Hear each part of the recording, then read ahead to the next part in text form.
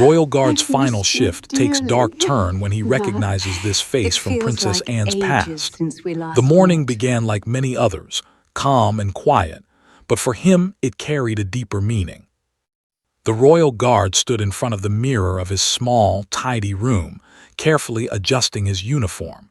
His hands moved slowly, not because they were weak, but because he wanted to remember every detail. The polished buttons, the sharp creases, the familiar weight of duty resting on his shoulders. This was his final shift. After more than 30 years of service, this would be the last time he would stand watch for the crown. He had joined the Guard as a young man, full of pride and discipline. Back then, the palace felt enormous, almost unreal. Over the years, it had become as familiar as his own home. He knew every corridor, every gate, every quiet corner where history seemed to breathe through stone walls. He had watched generations change, faces grow older, traditions continue without pause. Through it all, he remained where he was meant to be, silent, steady, and unseen. As he stepped outside, the morning air was cool. London was waking up, but the palace grounds remained peaceful. Birds moved across the sky, and the sound of distant traffic faded behind the tall walls. He walked toward his post with measured steps, his boots striking the ground in a rhythm he had followed for decades. Other guards greeted him with small nods. They all knew it was his last day, though none spoke of it openly. In their world, emotions were kept behind straight backs and calm faces. The day's schedule was routine. A formal appearance by Princess Anne was planned later in the afternoon. Nothing unusual, nothing demanding. That suited him fine. He was grateful his final shift would be calm, not marked by alarms or urgency. He wanted it to end the way most of his career had been: quiet, controlled, and dignified. As he took his position near the palace entrance, memories began to surface without warning. He remembered his first assignment, how nervous he had been, afraid of making even the smallest mistake. He remembered long nights standing still while rain soaked through his gloves, and early mornings when the sun rose over the palace towers, painting them gold. He remembered moments of pride, moments of doubt, and moments when he had questioned the cost of a life spent in service. Time passed slowly, the way it often did on guard duty. Visitors arrived in small groups, staff members moved in and out, and the steady flow of palace life continued. He observed everything without staring, alert without appearing tense. This was the skill he had mastered, being fully present while seeming almost invisible. As the hours moved closer to noon, the area grew busier. Officials, assistants, and invited guests began to arrive for the afternoon engagement. He scanned faces automatically, checking posture, behavior, and expressions. Most people blended together after a while. Suits, dresses, polite smiles. Nothing stood out. Then suddenly something changed. Among the moving crowd, he noticed a man who did not quite fit.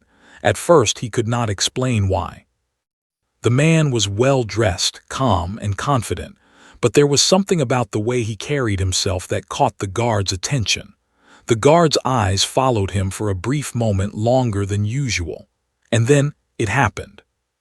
The man turned slightly, just enough for his face to be seen clearly. The guard felt a sharp pull in his chest. His breath caught, though his expression did not change. Years of training kept his body still, but his mind raced. He knew that face. Not from recent memory, not from any official record, but from long ago, so long ago that he had convinced himself it belonged only to the past. For a moment, the noise around him faded. He was no longer standing at the palace gate in the present. He was standing in another time, watching events he had never spoken about, events that had never been written down. The man's face was older now, marked by time, but the eyes were the same. Calm, familiar, unforgettable. The guard forced himself to focus. This was not the place for confusion. He straightened his posture slightly, grounding himself in the present.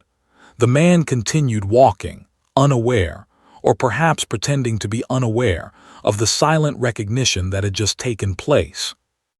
The guard's heart beat faster, though his breathing remained controlled. He asked himself the same question again and again. Why now? Why today? Of all days, why did this face appear during his final shift? Princess Anne had not yet arrived, but the thought of her presence added weight to the moment. The guard remembered a time when she was younger, less guarded by layers of protocol.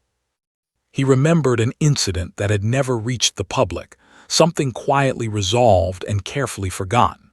And at the center of that memory was this man.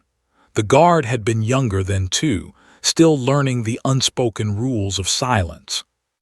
He had seen more than he was meant to see, heard more than he was meant to hear. He had been instructed without words to forget, and he had obeyed, until now. The man moved deeper into the palace grounds, blending in with the event staff. No alarm was raised. No protocol was broken, yet the guard felt certain that this was not coincidence. People from the past rarely returned without reason. He glanced briefly toward a fellow guard, then back toward the crowd. His duty remained unchanged. Protect, observe, remain silent. But inside, something had shifted. His final day was no longer simple. It had become a test. As the afternoon light changed, shadows stretching across the stone ground, the guard stood firm. He did not move from his post. He did not speak. But his eyes followed every movement with renewed focus. The weight of responsibility, which he thought he had already carried fully, seemed heavier now. He wondered if this was why his final shift had been scheduled for this day. Not by chance, but by timing beyond his understanding. He had given his life to service, and perhaps service was not finished with him yet. When the sound of approaching vehicles signaled Princess Anne's arrival, the guard felt a calm settle over him. Whatever was coming, he would face it as he always had, with discipline and resolve. He had protected the palace for decades. If the past had returned, he would not look away. As the princess stepped onto the grounds, greeted by officials and quiet respect, the guard remained still, eyes forward, mind alert. Somewhere nearby, a man from a forgotten chapter waited, and the guard knew one thing with certainty. His final shift was no longer just an ending. It was the beginning of something he never expected to face again. The guard did not move from his position, but his mind stayed alert in a way it had not been for years. Princess Anne's arrival brought order and attention back to the space. People straightened, voices lowered, and the familiar rhythm of formal duty returned. Applause was polite and controlled. Cameras clicked from a distance. Everything looked perfect on the surface.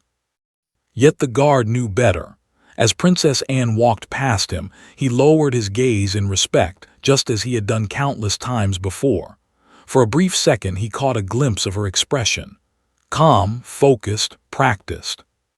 She carried herself with the confidence of someone who had lived her life under watchful eyes. Nothing about her suggested that the past was close enough to touch. But the guard felt it clearly. Once the group moved inside, the space near the entrance grew quieter. The guard allowed himself to breathe more deeply, though his posture never softened. His eyes scanned the area again, searching for the man. It took only a moment to find him. The man stood near the edge of the courtyard, speaking quietly with an event coordinator. His voice was low, his movements relaxed. He looked like someone who belonged there, someone with a reason to be present. But the guard remembered a time when that same man had stood in the shadows, unsure and tense, waiting for instructions that never came. The memory returned slowly, like a door opening after years of being locked. It had been many years ago, late in the evening, when the palace was quieter than usual. Princess Anne had been younger then, still learning how to live between private moments and public duty. The guard had been assigned to a less visible corridor, one that rarely saw guests. That night, he had noticed unfamiliar movement. A man walking with purpose, escorted quietly, avoiding the main halls. That man was the same one standing in the courtyard now. Back then the guard had been told only what he needed to know. The visitor was approved, temporary access, no questions, and the guard had followed orders. But he had seen the way Princess Anne had paused when she noticed the man, not surprise, recognition. Something unspoken passed between them, something that did not belong to official schedules or public records. The guard had understood then that some things were not meant to be explained. Now, standing decades later, he wondered what had truly happened after that night. The man had disappeared from the palace shortly after. No announcement, no mention, just gone. Life had moved on as it always did, until today. The guard watched as the man finished his conversation and began to walk toward the inner entrance. This time the guard allowed his eyes to rest on him a moment longer. The man noticed. Their eyes met. There was no shock in the man's expression. Instead, there was something closer to understanding. A small pause, a measured look, as if he had expected this moment. The guard felt a chill run through him, though his face remained calm. That look confirmed what his memory had already told him. This was not coincidence. The man knew he had been recognized. The man gave a slight nod, not a greeting, not disrespectful, but something in between. A quiet acknowledgement of shared history. Then he turned and continued inside. The guard remained where he was, but his thoughts followed. Why return now? Why during a public event? And why risk being seen at all? As the afternoon continued, the guard paid close attention to everything. He noticed small details he might once have ignored. A staff member checking their phone too often. A door closing more quickly than usual. Nothing alarming on its own, but together they created unease. He thought about speaking to a superior officer, but what would he say? That he recognized a man from decades ago, tied to an event never officially recorded. There was no proof, only memory, and memory in his world was not always welcome, so he chose patience. He focused on his duty, allowing his training to guide him. Observe, wait, act only when necessary. Inside the palace, Princess Anne continued her schedule. Speeches were delivered, hands were shaken, smiles were exchanged. From the outside, everything remained flawless. But somewhere within those walls, the past had returned. The guard remembered something else now. After that long-ago evening, he had overheard two senior staff members speaking in hushed tones. One had said, "It's better this way." The other had replied, "Some things must remain unfinished." At the time, he had not understood. Today, those words felt heavy with meaning. As the sun began to lower, casting longer shadows across the courtyard, the guard felt a growing certainty. The man's presence was not a threat in the usual sense. There were no signs of danger, no urgency. Instead, it felt like a reckoning. A moment that had waited years to arrive. The guard's shift was nearing its end, but his role was not finished. He could feel it. Whatever happened next would require him to be more than just a silent observer. He shifted his weight slightly, adjusting his stance, ready for whatever might come. He had spent his life standing between order and chaos. If today required one final act of awareness, he would not fail. As evening approached, Princess Anne prepared to depart. The courtyard became active once more. Vehicles arrived. Security tightened. The guard stood taller, his focus sharp. Then he saw the man again. This time the man stood closer to the path Princess Anne would take, not close enough to raise concern, but close enough to matter. He was no longer speaking to anyone. He waited. The guard's pulse quickened. This was the moment he had been sensing all afternoon. Princess Anne stepped outside, her expression unchanged. As she walked forward, her eyes briefly lifted and stopped. She saw him. The pause was almost invisible. Only someone watching closely would notice it. Her step slowed by half a second. Her gaze held his just long enough to confirm recognition. Then she continued, her composure flawless. But the guard saw it clearly. The man lowered his head slightly, not as a bow, but as a sign of respect. He did not move forward. He did not speak. He let her pass. The guard understood then that this was not about confrontation. It was about closure. As Princess Anne left the grounds, the man turned away, disappearing into the crowd once more. No one else seemed to notice. No alarms sounded. The world continued as if nothing had happened. But for the guard, everything had changed. His final shift was no longer defined by routine. It was defined by memory, loyalty, and a truth that had remained hidden for a lifetime. And deep down, he knew this was only the beginning of what the past had come to claim. After Princess Anne's departure, the palace grounds slowly returned to a quieter state. Guests began to leave, staff relaxed their pace, and the tension that comes with public appearances faded into the evening air. For most people, the day was ending. For the guard, it felt like something was only now beginning. He remained at his post, even though another guard had arrived to prepare for the shift change. His body was still, but his thoughts were restless. The man's face, the brief exchange of looks, the pause from the princess, all of it stayed with him. He had spent his career learning how to let moments pass without reaction, but this one refused to fade. As the lights softened and the sky shifted toward evening, the guard requested permission to remain nearby a little longer.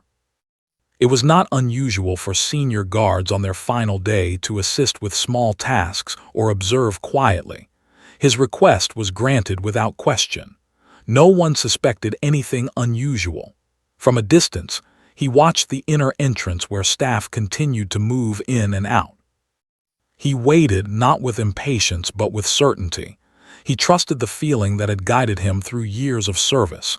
When something mattered, the air felt different. It carried weight. It did not take long. The man appeared again, stepping out through a side passage not used by the general public. His movements were slower now, more thoughtful. He paused, as if deciding where to go next. Then his eyes shifted, landing on the guard. This time there was no crowd between them. The guard did not move. He did not call out. He simply watched, allowing the man to choose. After a moment, the man walked closer, stopping a respectful distance away. He did not cross any line. He understood the boundaries as well as the guard did. They stood in silence for a few seconds. Years of unspoken history rested between them. "You remember," the man said quietly. It was not a question. The guard nodded once. "I do." The man let out a slow breath as if he had been holding it for a very long time. "I wondered if anyone still would." The guard studied him more closely now. Time had changed him, but not entirely.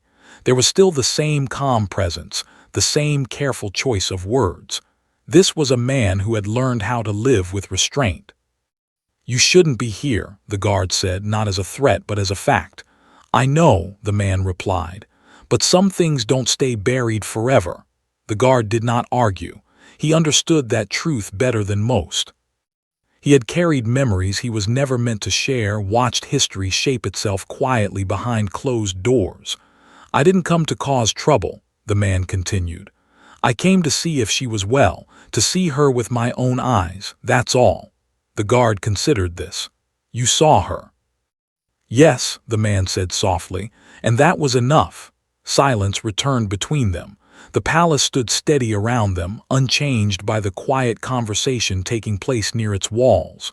"You disappeared," the guard said at last. "No one spoke of it." The man gave a small, almost sad smile.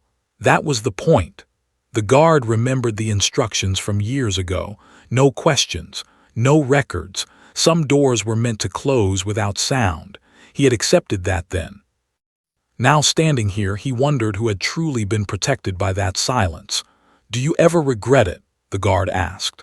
The man looked toward the palace windows, glowing softly in the evening light.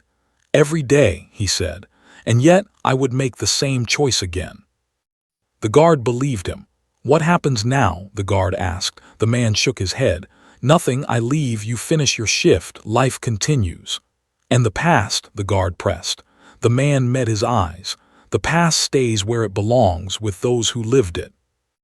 The guard felt the weight of that answer. It was simple, but not easy.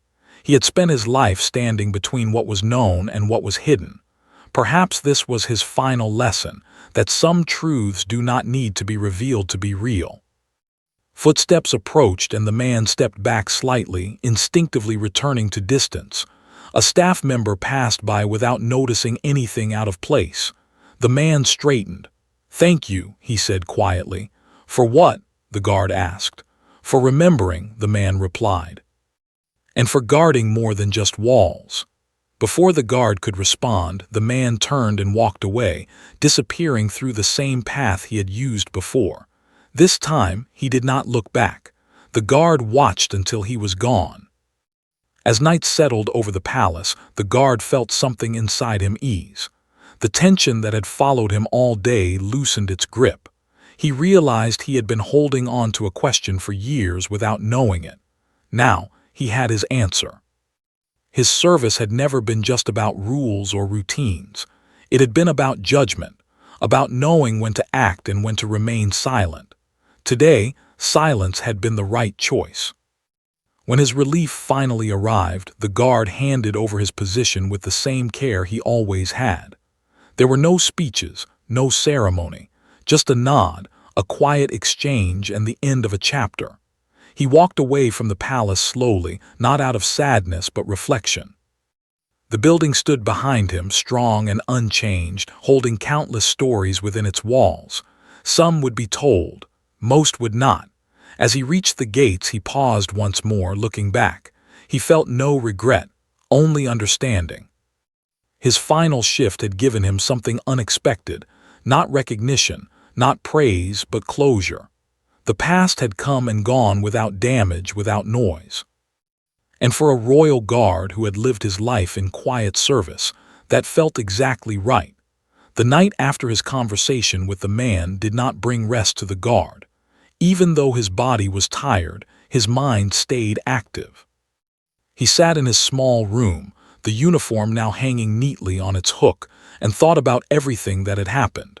For years, his life had followed a clear path. Duty began, duty ended. That day had broken the pattern in a quiet but powerful way. The next morning, he woke early out of habit. For the first time in decades, he had nowhere to report, no post to take, no gate to guard. The silence felt strange. He made tea and sat by the window, watching the street below slowly come to life. Normally, he would already be inside the palace walls by now. Instead, he was on the outside, looking in on a life he had just left behind. He told himself the matter was finished. The man had come and gone. Princess Anne was safe. No rule had been broken. Still, a feeling followed him, a sense that not everything had settled yet. Later that day, his phone rang. The number was unfamiliar, but something told him to answer. "Good morning," a calm voice said. "This is the palace office. We would appreciate a brief meeting if you are available." The guard felt his chest tighten slightly.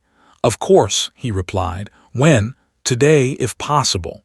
The call ended politely, but the message was clear. His presence was requested, not as a guard, but as someone who had seen something important. When he arrived at the palace, he entered through a different door than he had used for years. This time, he was a visitor.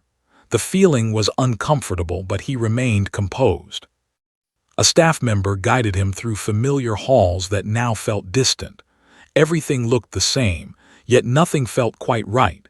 He was led into a small, quiet room. A senior official sat at the table, along with another man the guard recognized from security planning meetings long ago. Both greeted him respectfully. "Thank you for coming," one of them said. "We won't take much of your time." The guard nodded. "How can I help?" There was a pause, careful and measured. Then the official spoke again. "Yesterday, during the event, something out of the ordinary occurred. We believe you noticed it."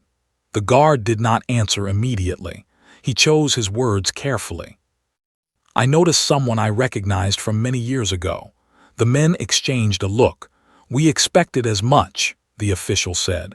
"There are records that do not exist on paper, but they exist in memory, yours in particular." The guard understood then why he had been called. He was not in trouble, he was being trusted. "We want to be clear," the other man added. "No harm was done, no protocol was violated, but context matters." The guard took a slow breath. That man was once connected to the princess during a private matter. He posed no threat then and none now.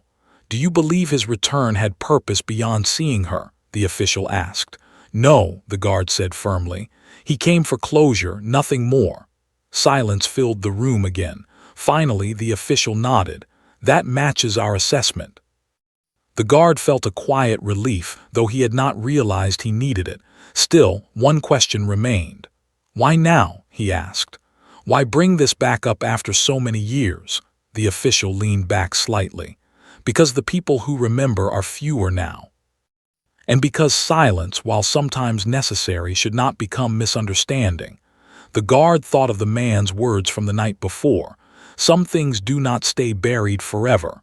"You did the right thing," the official continued, "by observing, by not reacting unnecessarily. That judgment is why your service mattered." The meeting ended shortly after. No papers were signed. No statements were recorded. The guard was thanked and escorted out. As he stepped back into the daylight, he felt something lift from his shoulders. The palace behind him no longer held unanswered questions. It held memory, acknowledged and respected. That evening, as he walked through a nearby park, his phone rang again. This time he recognized the voice immediately. "I hope this isn't unwelcome," the man said gently. The guard stopped walking. "No," he replied. "I thought you'd already left." "I have," the man said. "But before I go further, I wanted to say goodbye properly." They spoke quietly, like two men who understood that some conversations did not need witnesses. "She looked well," the man said. "Strong." "She is," the guard replied. "I'm glad," the man said. "That was always my hope." The guard hesitated, then spoke. "The palace knows enough to understand." The man was silent for a moment. "Then I can leave without worry." "You could always leave without worry," the guard said. "You were never the danger." The man let out a small breath, almost a laugh. "That means more than you know." They said goodbye without promises of meeting again. Some paths cross only once more, just long enough to close a circle. As the guard ended the call, he felt complete in a way he had not expected. His career had ended, but his role as a witness, as a keeper of quiet truths, had reached its natural conclusion. The days that followed were peaceful. He adjusted slowly to life outside the palace. Mornings were unhurried. Evenings were calm. Sometimes he thought about the years he had spent standing watch, about how much history had passed silently in front of him. He understood now that his final shift had not been about danger or drama. It had been about balance, about knowing when to hold the past gently without letting it disturb the present. The world moved on. Princess Anne continued her work. The palace remained steady. The man from the past continued his life somewhere far away. And the guard at last rested, knowing he had served until the very end, not just with strength but with wisdom. The weeks after everything settled passed quietly, almost gently. The guard adjusted to his new routine, one that did not involve uniforms, schedules, or standing for hours without moving. At first, the change felt strange. His body still woke early, his mind still expected instructions. But slowly, he learned to let the days unfold at a softer pace. Each morning, he walked through his neighborhood, noticing small details he had once missed. The sound of shop doors opening, children walking to school, neighbors greeting each other without urgency. It reminded him that life outside the palace moved in simple, steady rhythms, untouched by ceremony or secrecy. Sometimes, people asked him about his years of service. He answered politely but briefly. He spoke of discipline, responsibility, and pride. He never spoke of the man, or the looks exchanged, or the past that returned on his final shift. Some things were meant to stay where they belonged. One afternoon, he visited a small cafe near the river.